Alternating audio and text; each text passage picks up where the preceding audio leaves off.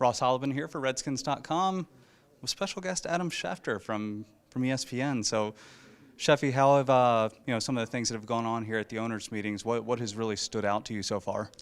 Well, I'm always more interested in the player moves than the actual rule changes. We can talk about some of the rules that were changed, the 5 feet of uprights that were added for field goals, but I think in the grand things, it comes back to people and players. We saw Jared Allen go from Minnesota to Chicago. We see the constant rumors about Deshaun Jackson, the NFC East being traded away from Philadelphia, and those are the things I think that people care more about.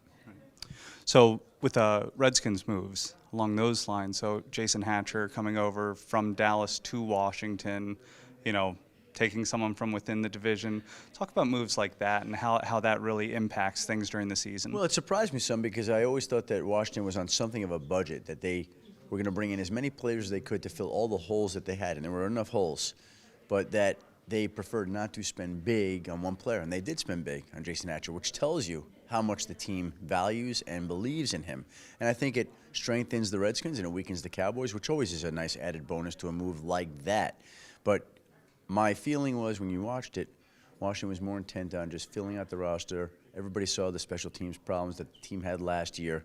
And so they addressed some of that by bringing a lot of players at a very low salary number other than Jason Hatcher. And, of course, they get back their salary cap space, which certainly helps. And it was a atypical Redskins year. We usually are used to seeing them spend on the high-ticket, high-profile free agents, and it was just the opposite this year. Very good. Thank you so much for your time, Adam. You got it, Russ. My pleasure.